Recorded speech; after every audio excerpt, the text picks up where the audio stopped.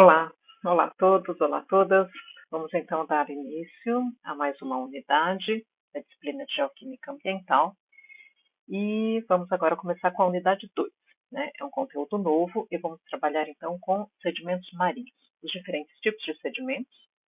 Certamente vocês já viram esse conteúdo em sedimentologia, mas aqui a gente vai trabalhar sobre o aspecto então geoquímico. Bom, os sedimentos marinhos, eles podem ser categorizados, então, em 4 grandes classes, né? Os sedimentos litogênicos, biogênicos, altigênicos e os cosmogênicos. Nesta unidade, nós não vamos trabalhar tanto assim com os cosmogênicos, em função até da tua importância, né? De importância no sentido de quantidade, eles não são tão representativos assim em termos de distribuição da camada sedimentar dos ambientes marinhos. Então vamos trabalhar com os 3 demais. Os sedimentos litogênicos são aqueles sedimentos que foram formados então no continente e não sofrem nenhum processo de alteração no oceano. Eles são formados na camada continental, na região continental, e são transportados. Durante este processo de transporte é que pode acontecer, então, algumas modificações geoquímicas. E a distribuição destes sedimentos, elas estão vinculadas, então, ao seu processo de formação, né? Elas podem ser categorizadas em 4 grandes grupos: caulinita, clorita, ilita e montemorilonita. Vamos trabalhar com um pouquinho deles: processo de formação, aspectos geoquímicos, né, e dispersão e distribuição ao longo dos oceanos. O outro grupo são os grupos biogênicos, são aqueles sedimentos que foram sintetizados pelos organismos e, dependendo dos processos físico-químicos da água, eles permitiram ou não a preservação desses sedimentos ao nível do fundo dos oceanos, né? Então, são todos os organismos ou carapaças que foram sintetizados, né, biologicamente, e depois que esses organismos morrem, então a sua dispersão e a sua permanência, né, a sua preservação, ela depende das características físico-químicas da água. Então, a gente vai trabalhar um pouquinho essa termodinâmica, processos que controlam essa distribuição e como ocorre, então, a dispersão, né, a distribuição desses sedimentos biogênicos na composição do sedimento marinho. Elas vão ser categorizadas em calcita e aragonita, que são as formadas por carapaça, carbonato de cálcio, a opalina, a apatita, que é formada por precipitados de fosfato, e a barita, formada então pelos precipitados de sulfato. Dessas categorias também vamos trabalhar muito mais com calcita e aragonita, né, que são os precipitados de carbonato de cálcio, devido à tua ampla distribuição, a tua importância, tua representatividade dentro dos sedimentos biogênicos e dentro dos sedimentos marinhos também. E por último, então, os sedimentos altigênicos. Altigênicos formados no próprio ambiente são aqueles sintetizados inorganicamente no oceano, né? Inorganicamente porque alguns autores consideram também estes sedimentos biogênicos, já que foram formados nos oceanos, alguns os consideram também como sedimentos altigênicos. Então, só para fazer a diferenciação, ambos sedimentos, né, os 2 sedimentos foram formados no próprio oceano, mas um formado inorganicamente e o outro formado, então, biologicamente. Aqui entrariam os nódulos ferromanganesianos e as fontes hidrotermais, né? Durante o processo dessas fontes hidrotermais, há uma grande precipitação de minerais. Então, a gente vai trabalhar um pouquinho estes processos, tanto de formação dos nódulos ferromanganesianos, assim como os processos, então, da infiltração, né, da água do mar nas fissuras, nas rachaduras que existem no fundo, né, do leito marinho, e a partir daí as transformações que eles vão acontecendo deste fluido, dessa água marinha que penetra nessas fissuras, e conforme vai sofrendo alteração físico-química, ele vai interagindo com a crosta oceânica, formando então novos elementos, principalmente na hora que ele é expulso, né, dessas crateras. E por último, né, mas ele está categorizado, mas nós não vamos trabalhar com este tipo de sedimentos, seriam sedimentos cosmogênicos. São aqueles sedimentos que coloquei aqui do espaço, né, são sedimentos que foram formados fora do nosso planeta, mas que eles acabam entrando, né, no nosso planeta através da atmosfera e acabam sendo precipitados no fundo do oceano, né? Estes sedimentos, até um tempo atrás, se questionava, na verdade, a origem deste material, se era de fato cosmogênico, mas em função das suas características, né, de terem alta densidade, apresentarem algumas propriedades também que dificilmente seriam explicados pelos processos de formação no nosso planeta, eles acreditam então que são minerais pesados que foram formados fora do planeta e através do choque, né, que são os asteroides, quando chocam aqui na atmosfera, sofrem reações e podem então acabar, algumas transformações geoquímicas, e podem então acabar sendo depositados no fundo dos oceanos. Alguns exemplos aqui seria magnetita, com uma alta densidade, né, de 6 gramas por centímetro cúbico, olivina, mais magnetita e vítrica, né, também as microtectitas, nuclídeos, que são resultados, então, do que são chamados aqui de chuva cósmica, né? Mas, na verdade, porque estes sedimentos, essas partículas, elas são observadas no fundo, no leito marinho, e não há uma explicação, então, para a sua formação, seja na parte continental ou mesmo uma sedimentação marinha. Tá? Bom, hoje nós vamos nos focar, então, nessa primeira categorização, que seriam os sedimentos litogênicos. Entre os sedimentos litogênicos, a mineralogia ela determina então que existem dois tipos de estruturas mineralógicas para a composição destes sedimentos litogênicos. Litogênicos, então, são aqueles que foram formados na parte continental, foram transportados e depositados no ambiente marinho. No ambiente marinho, a única transformação que ele vai sofrer vai ser o processo de dispersão, a distribuição destes sedimentos, mas ele não sofre nenhuma alteração físico-química, não há nenhuma alteração na composição geoquímica destes minerais. Né? Qualquer alteração acontece, então, na parte continental. Seria a caulinita, o mais simples de todos eles. Consideramos, então, que apresentam mineralogia do tipo 1, aonde apresenta uma estrutura tetraédrica, que seriam compostos silicatados, mais uma estrutura octaédrica numa proporção de 1 para 1. Então, são camadas. Essa estrutura do tipo 1 seria essa estrutura que está sendo formada aqui. Né? Então, representando aqui o oxigênio, alumínio e silicato. Eu tenho uma estrutura octaédrica, né, representando aqui. Então, eu tenho aqui o silício e uma estrutura tetraédrica, e aqui uma estrutura, então, octaédrica. Né? Aqui colocou na parte central o alumínio, mas pode ser também qualquer outro metal, ferro, cobre, manganês, mas que tem, então, essa estrutura, né? Vocês visualizam aqui uma estrutura octaédrica, né?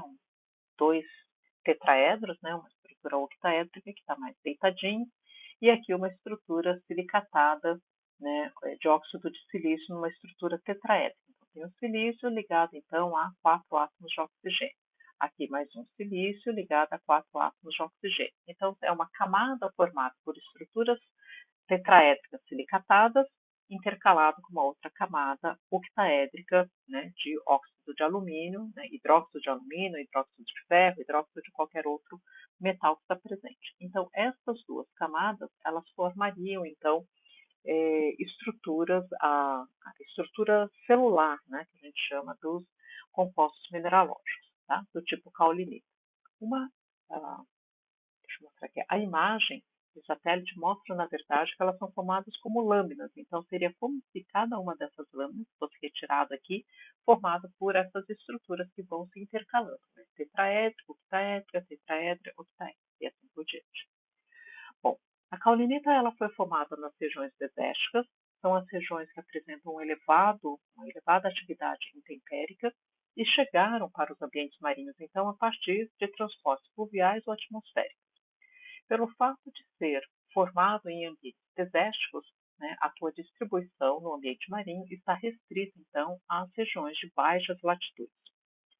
São os locais, então, que apresentam são as áreas áridas, né, e semiáridas, onde apresenta, então, os maiores processos de transformação. Estes sedimentos, nós vamos ver com relação aos demais, que são os sedimentos mais intemperizados. São aqueles, então, que mais sofrem modificação, porque nas regiões áridas e semiáridas os processos de intemperismo eles são mais intensos, considerando, então, as reações de substituição e reações de oxidação, as grandes amplitudes térmicas, né, que são observadas, diárias e sazonais também, e isso faz, então, com que o processo de intemperismo seja muito intenso. E, por isso, o desgaste nos minerais acaba sendo bem maior. Né? Então, esses minerais que são muito intemperizados são lixiviados e transportados, seja a partir de transporte fluvial ou atmosférico, chegando, então, nestes ambientes marinhos. Como são formados nas regiões equatoriais, a distribuição, então, desse sedimento, da caulinita, ela vai ser também concentrada nas regiões equatoriais. Né? Então, aqui, quanto mais escuro, o azul, lilás, né, ele vai apresentando as maiores concentrações, a gente observa, então, que a dispersão desses sedimentos também ela está concentrada na região equatorial. E está refletindo bem, na verdade, a dispersão do processo de formação. Então, aqui no Oceano Atlântico, a gente observa bem na região equatorial, no Oceano Nórdico, aqui também no deserto da China, a gente observa bastante a influência dele no Oceano Pacífico. Né? Então, são essas distribuições que são observadas. Né? No deserto do continente africano, contribuindo bastante com esses minerais, uma concentração muito significativa né, na região equatoriana do Oceano Atlântico, e também aqui no Oceano Índico. Né? Bom, o segundo mineral seria o tipo da clorita. A clorita é um mineral, então, que é formado, o tipo de sedimento, que é formado, então, por minerais do tipo 2. Né? Esses do tipo 2, diferente do anterior, que é formado só por duas camadas, aqui elas são formadas por duas camadas tetraédricas. Então, eu tenho aqui as mesmas camadas tetraédricas, o silício com oxigênio, aqueles tetraedros enfileirados, a outra estrutura tetraédrica presente aqui, intercalada então com uma estrutura octaédrica, que seria essa estrutura octaédrica com uma camada de brucita intercalada. Nesta estrutura da clorita do tipo 2, essa estrutura que intercala, ela é formada principalmente por estruturas octaédricas formadas por hidróxido de magnésio ou hidróxido de ferro. Né? São os principais elementos que formam essa estrutura. Mas perceba a diferença entre essa estrutura e a anterior que nós tínhamos trabalhado, que seria a caulinita. Aqui elas já são formadas por duas estruturas tetraédricas intercaladas por uma estrutura octaédrica. Então, ela é um pouquinho mais complexa, na verdade, do que a anterior. Né? E aí ela repete novamente. Então, tem a estrutura octaédrica, depois a tetraédrica, octaédrica, tetraédrica, e aqui vai, então, formando essas estruturas. A clorita é o extremo da caulinita. Ela foi formada nas regiões polares, nos limites entre 50 graus norte e sul. São formadas, então, por rochas metamórficas e sedimentares do Ártico e do Antártico, que sofrem apenas intemperismo físico, né? E por isso, então, elas são enriquecidas por estes hidróxidos de magnésio, porque eles não sofreram nenhuma reação de substituição, como aconteceu com a caulinita, formando, então, elementos mais pesados. Aqui ele vai sofrer só um processo de intemperismo físico, pode ser formado por outros mecanismos, outros processos também, mas como são formados por regiões polares, a sua distribuição também está relacionada, então, a altas latitudes. Ele é exatamente, digamos, o oposto da caulinita. É o mineral mais complexo no sentido de ter sofrido menos processo de intemperismo. Em relação à caulinita, é o mineral que mais sofreu o processo de intemperismo, porque ele veio das regiões desérticas, onde a ação intempérica é a mais eficiente, e aqui a clorita é a mais preservada, né? Porque nas regiões polares nem sofreu o intemperismo químico, sofreu só uma alteração, uma fragmentação, o intemperismo físico. Em função desse processo de intemperismo físico ser resultado dos processos de degelo e congelamento das calotas de gelo, grandes pedaços podem ser transportados, então, por este mecanismo do degelo. E por isso, por serem muito densos, pesados e grandes, elas ficam restritas, principalmente, então, nas altas latitudes. E aqui a gente observa, então, a distribuição da clorita, concentrado principalmente nas regiões polares, né, seja o polar antártico ou ártico, as suas maiores concentrações. A ilita, agora todos os demais, a ilita e a montinorilonita, eles são formados por minerais do tipo 2. Do tipo 2, da mesma forma que a caulinita, é formada por sempre duas camadas tetraédricas de silicato e uma camada octaédrica que intercala essas duas camadas como um sanduíche, né? Duas camadas tetraédricas de silicato, entre elas uma camada octaédrica. A única diferença entre estes minerais, a caulinita, ilita e a montimorilonita, é o elemento que substitui. Todas elas são formadas por estruturas octaédricas, mas se na anterior era formada por magnésio, aqui vai ser formada por potássio. Né? Então, só pensando que o potássio ele é menos reativo, é o elemento então que é mais que já sofreu uma parte, né, de processo de intemperismo, então eles são formados então por essas estruturas. Né? Então eu tenho duas estruturas que intercalam, aqui tem o potássio e depois repete tudo novamente. Né? Então vai ter duas estruturas tetraédricas, uma estrutura octaédrica e intercalando então, começa tudo de novo, a estrutura de potássio e depois novamente duas tetraédricas, uma octaédrica e assim por diante. Tá? Então ela demonstra que essa estrutura aqui seria a estrutura básica, né, a unidade celular, digamos assim, da ilita. A ilita, entre todos os minerais, são aqueles, entre todos os sedimentos, né, digamos, são aqueles que apresentam a maior distribuição. Eles são controlados, então, principalmente por fontes terrígenas, né, pelo aporte continental, e tem uma diluição relativa, então, com outros minerais, ou seja, locais onde tem mais a participação da caulinita ou da clorita, elas acabam, então, essa diluição relativa é que nas regiões equatoriais, que eu tenho uma contribuição muito grande da caulinita, prevalece a caulinita. Nas regiões da clorita, nas regiões onde eu tenho as regiões polares, que tem uma quantidade muito grande da caulinita, prevalecem então estes minerais. E a ilita, então, se na região equatorial e nas regiões polares existem outros minerais, seria nas latitudes médias que há um predomínio, então, destes elementos.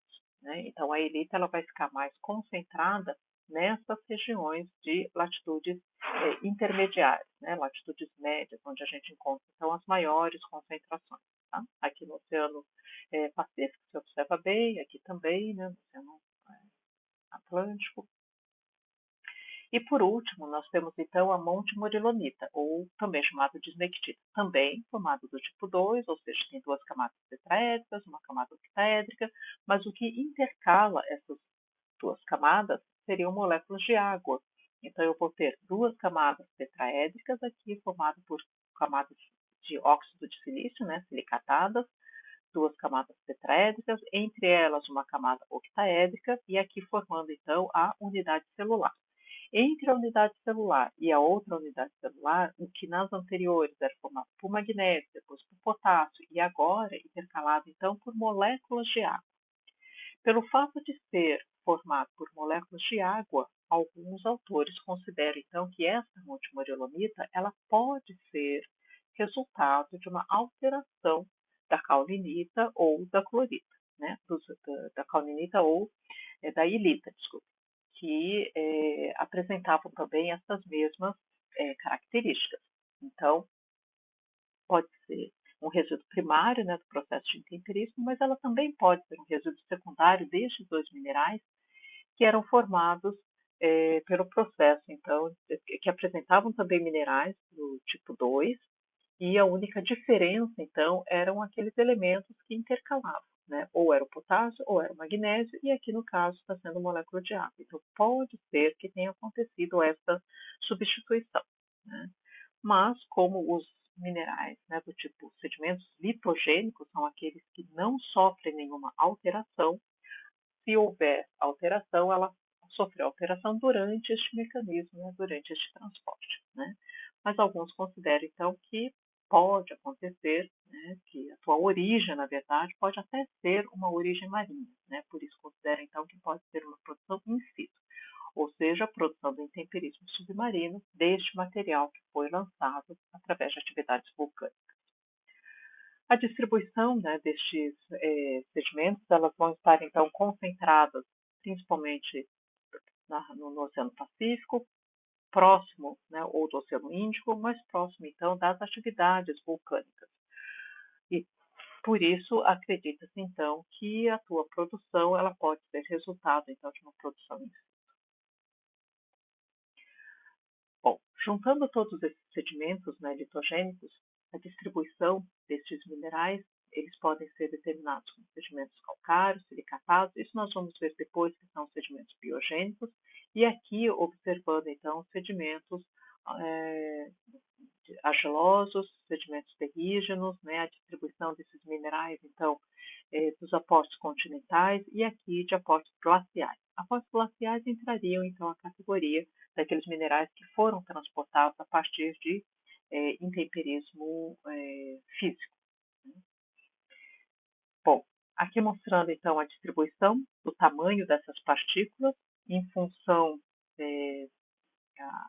da proporção, né, da quantidade destes minerais, isto com relação ao que é observado aqui no Rio Amazonas, né, o tamanho das partículas em relação, então, à sua proporção. A gente observa que o principal deles passa a ser a caulinita, ele tem uma importância, né, muito grande, a mica também vai apresentar uma quantidade muito grande, e a clorita já apresenta uma contribuição muito pequena, resultado, então, das atividades da clorita. A clorita era aquele mais intemperizado, né, então, ele tem uma proporção muito pequena, não sofre tanta alteração, não tem tanto processo de intemperismo como nas regiões desérticas.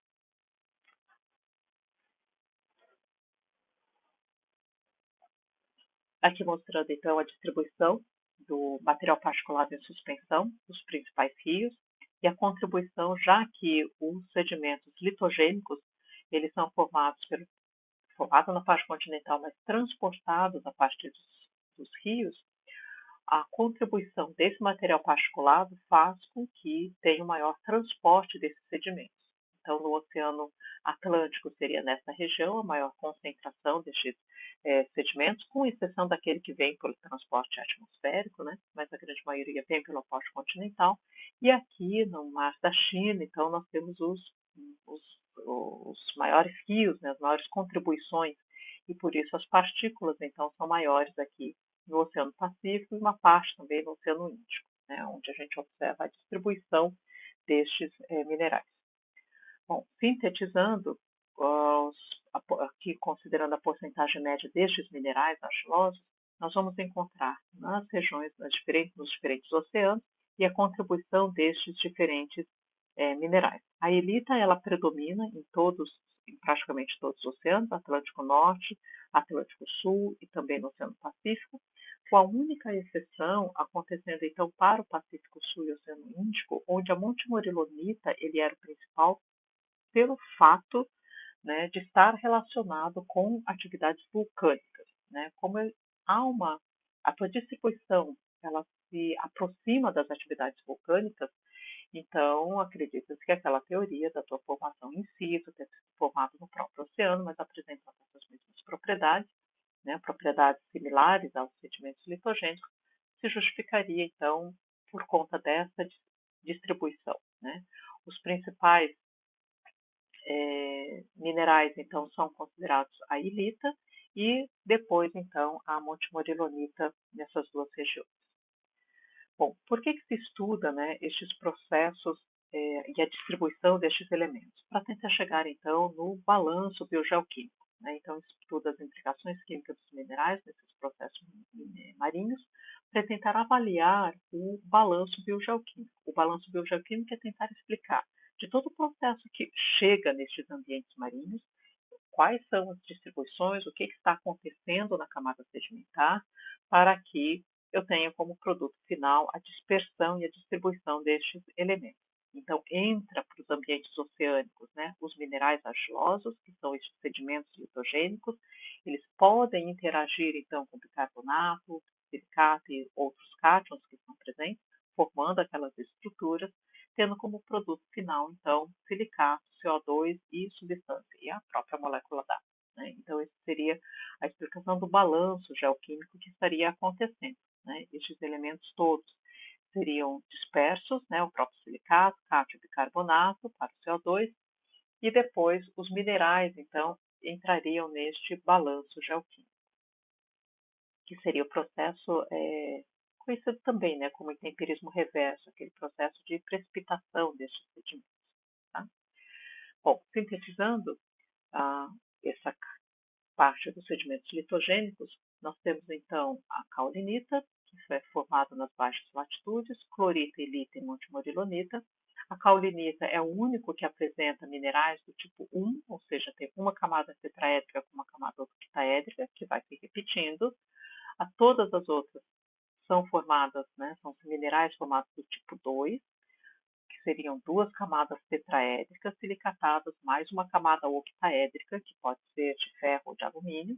E o que intercala essas camadas, né, essas três camadas que são formadas aqui, para caso da clorita é o hidróxido de magnésio, o mais complexo, a ilita, que apresenta só o potássio, e a montemorilonita, que apresenta então moléculas de água. Tá? Bom, a caulinita formada em baixas latitudes, naquele que apresenta o mais intemperizado, que sofre maior impacto, o que tem a estrutura mineralógica mais simples, porque ele sofreu muito processo de intemperismo. Né? Sofreu muito processo de intemperismo porque ele veio dessas regiões áridas e semiáridas, aonde a atividade de intempérie é mais intensa. Então, elas estão localizadas na região equatorial, e o teu extremo seria, então, a clorita, que seriam os minerais mais complexos, né? Complexos estruturalmente, que apresentam o hidróxido de magnésio intercalando essas camadas duplas. E localizado, então, nas regiões polares, onde sofre o menor processo de intemperismo. Aqui diz que nem sofreu processo de intemperismo químico, né? Mas sofreu apenas processo de intemperismo físico, né? Resultado, então, da degradação física dos sedimentos das rochas sedimentares ou das rochas metamórficas das regiões polares. A ilita é o mais abundante de todos, ele também é um mineral do tipo 2 que apresenta potássio, intercalando então as suas camadas. A sua distribuição, na verdade ela acontece ao longo de todo o oceano, né? Mas nas regiões polares ela é mascarada pela clorita, nas regiões equatoriais ela é mascarada pela caulinita, portanto, ela se sobressai ou há menor influência destes dois outros minerais nas regiões de latitudes médias, né? Controlado, então, pela distribuição, né, do material terrígeno e também a quantidade de material terrígeno, contrabalanceando por estes dois. Né? Então, onde não há contribuição das demais, ela aparece. Tem diversas origens, são minerais que são intemperizados das rochas ígneas, pode ser os mais comuns, né? O exemplo aqui tinha sido fornecido aqui com relação aos aportes continentais, então, à frente dos grandes rios, né? Contribuem com uma quantidade muito grande de material particular de suspensão, é onde, então, vai ser observada a maior distribuição, né? Ou a maior presença dessa elite. Tá? E, por último, a montemorilonita, que é a menos significativa, do tipo 2 também, mas o que intercala essas camadas eram moléculas de água. Até pelo fato de ser moléculas de água, acreditava que poderia ser um intemperismo da ilita ou da clorita se transformando então em montemorilonita, ou uma formação in situ das atividades vulcânicas, já que a sua distribuição está relacionado, né, sempre muito próximo às atividades vulcânicas. Então, a origem dela pode ser através do intemperismo das rochas, realmente litogênico, sendo formado na parte continental e transportado por aportes continentais, ou pode ser intemperismo da ilita e da clorita, dessas duas anteriores que perdem o hidróxido de magnésio pela água ou perdem o potássio pela água, né? Pode ser, então, intemperismo, mas neste caso seria uma produção in situ, na própria solução aquosa, ou então pode ser uma produção através da atividade vulcânica submersa, já que a sua distribuição está normalmente concentrada, né, ou está próximo dessas atividades vulcânicas. Tá? Este quadro, na verdade, ele praticamente sintetiza todos os sedimentos litogênicos, desde do tipo de sedimento, das estruturas geoquímicas, a distribuição e a origem, então, deste material litogênico. Certo? Então, era isso, para a gente sintetizar com relação aos processos litogênicos.